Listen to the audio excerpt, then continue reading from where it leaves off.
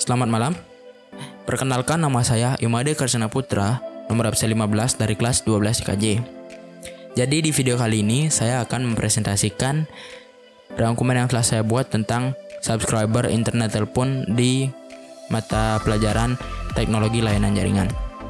Jadi di video kali ini tentang subscriber internet telepon. Jadi di sini kita akan membahas 3 pokok, yaitu yang pertama pengertian subscriber, yang kedua prinsip kerja subscriber internet telepon, dan yang ketiga konfigurasi pada subscriber internet telepon.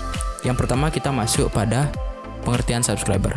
Subscriber adalah teknologi yang menyediakan penghantar data digital melewati kabel yang digunakan dalam jarak dekat dari jaringan telepon setempat. Biasanya kecepatan unduh dari DSL berkisar dari 128 KB per second sampai 24.000 KB per second, tergantung dari teknologi DSL tersebut.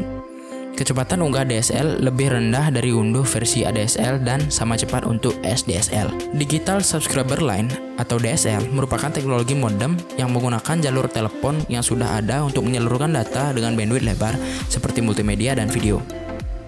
Salah satu contoh yang menggunakan DSL di Indonesia adalah PT Telkom dengan nama Speedy. DSL atau Digital Subscriber Line memiliki 3 komponen penting, diantaranya DSL Transceiver, Filter, dan DSL AM.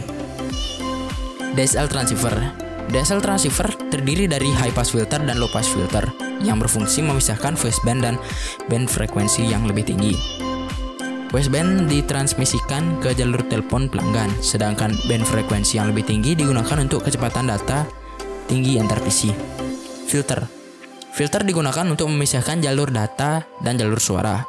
Biasanya disediakan oleh USB satu paket dengan DSL modem. Yang terakhir ada DSL AM. DSL AM berfungsi menerima sinyal dari pelanggan DSL dan meneruskan ke backbone berkecepatan tinggi menggunakan teknik multiplexing. DSL AM terhubung dari line DSL dengan kombinasi Asynchronous Transfer Mode atau ATM, frame relay atau IP. Yang kedua ada prinsip kerja subscriber pada internet telepon. ADSL menggunakan kabel telepon yang telah ada, jadi bukan fiber optik. ADSL juga dijuluki revolusi di bidang internet atau dengan istilah asingnya disebut dengan broadband. ADSL mampu mengirimkan data dengan kecepatan bit yang tinggi, berkisar antara 1,5 Mbps sampai 8 Mbps untuk arah downstream atau sentral ke pelanggan, dan antara 16 KB per second dan 640 KB per second untuk arah upstream atau pelanggan ke sentral. Kemampuan transmisi ADSL inilah yang mampu mengirimkan layanan interaktif multimedia melalui jaringan akses tembaga.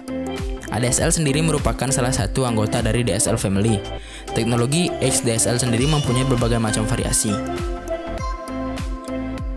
Kita masuk ke instalasi subscriber internet telepon secara umum. Melakukan dial-up ada beberapa cara yang dapat dilakukan untuk terkoneksi dengan internet. Salah satunya adalah koneksi internet dengan dial-up, yaitu akses internet dengan menggunakan jalur telepon. Untuk melakukan koneksi ini, perangkat yang dibutuhkan yaitu 1 unit komputer, 1 modem, dan 1 sambungan telepon.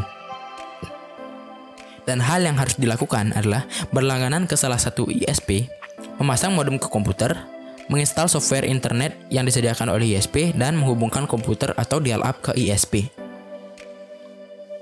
Kelemahan dari dial-up adalah sebagai berikut. Saat melakukan koneksi ke internet, telepon tidak dapat digunakan untuk sambungan keluar atau menerima telepon. Yang kedua, akses ini menggunakan modem analog, sehingga kecepatan akses lebih rendah dibandingkan metode lainnya, yaitu berkisar antara 64 KB per second sampai 128 KB per second.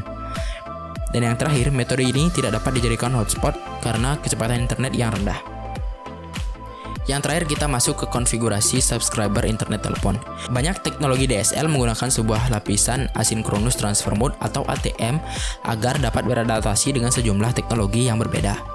Implementasi DSL dapat menciptakan jembatan jaringan atau penghalaan. Dalam konfigurasi jembatan jaringan, kelompok komputer pengguna terhubung ke subnet tunggal. Implementasi awal menggunakan DHCP untuk menyediakan detail jaringan seperti alamat IP kepada pelanggan pengguna dengan autentikasi melalui alamat MAC atau memberikan nama host. Kemudian, implementasi seringkali menggunakan PPP melalui Ethernet atau Asynchronous Transfer Mode atau PPoE dan PPoA. DSL juga memiliki rasio pembagian jaringan data yang layak dipertimbangkan pada saat memilih teknologi jalur lebar. Dan sekian presentasi dari saya. Mohon maaf bila ada kata-kata yang kurang berkenan ataupun informasi yang kurang di video kali ini. Mohon dimaafkan. Saya tutup dengan selamat malam.